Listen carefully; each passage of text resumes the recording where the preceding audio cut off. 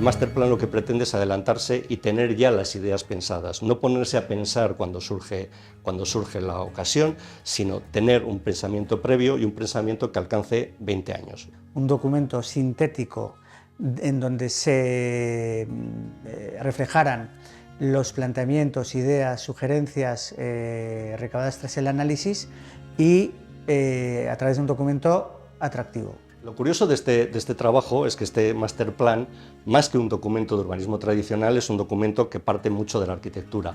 Entonces, el conocer cómo es el entorno, qué edificios son los singulares, qué espacios urbanos son los más interesantes en este barrio, nos ha permitido el ponerlos en valor y hacer que resalten y que se ha buscado siempre que en cada uno de estos 10 ámbitos hubiese un icono propio y reconocible de ese barrio.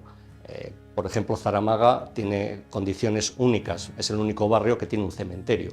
Pues está claro que el cementerio tenía que formar parte de la estrategia de consolidación de ese barrio o de reforma o de puesta en valor. Al final sí que vemos en todo el documento una colección, ¿no?, de ideas más o menos ambiciosas que se podrían llevar a cabo en este plazo que comprende el denominado plan maestro, ¿no? Estamos hablando de un plan con una ambición de 20 años, 2020-2040, ¿no? Tenemos una gran superficie construida y no la podemos abandonar.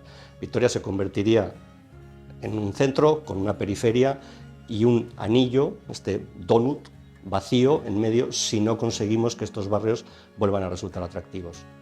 Y no lo vas a hacer atractivo simplemente porque a una casa le has hecho un SATE o le has puesto un ascensor. O sea, necesitas algo más para que el barrio de Zaramaga, para que el barrio de Arana, para que el barrio de Aritz-Navarra se conviertan en sitios donde la gente quiere ir a vivir en detrimento de otros barrios que han crecido en la periferia. Sí, es cierto que son barrios más céntricos, pero también son barrios que en estos momentos tienen dificultades que hay que eliminar para volver a hacer atractivas estas viviendas y que estas viviendas tengan un segundo ciclo de vida. Esos son las semillas urbanas. Prácticamente no hay dibujo de CAD, desde luego no hay dibujo de planeamiento ni nada por el estilo. No hemos utilizado un plano de la ciudad, ¿no? Y sin embargo sí que desde el primer momento hemos utilizado más el lápiz, la ilustración, el dibujo y la documentación gráfica que se ha elaborado desde el primer momento ha sido a través de programas de expresión gráfica o de edición fotográfica. Pensamos que transmitíamos muchísimo más a la gente cómo era la ciudad, aparte de poder ver los planos con cierta textura, ¿no?, que los hace bastante agradables. Con dibujos esquemáticos, pero que tuvieran la suficiente fuerza como para poder sugerir qué es aquello que queríamos explicar. A través de nuestro trabajo y de todos estos años también teníamos un conocimiento previo de cómo era la ciudad y cómo eran los barrios. A mí hay alguna idea que particularmente me parecía interesante, ¿no?, y que yo ojalá pudiéramos verla realizada en los próximos años, como por ejemplo la reorganización del entorno de la Iglesia de la Coronación, en donde planteábamos aumentar todavía más el pequeño prado verde que circunda el edificio para hacer pensar que quizá la iglesia la pudiéramos entender como una especie de ermita en una ladera, ¿no?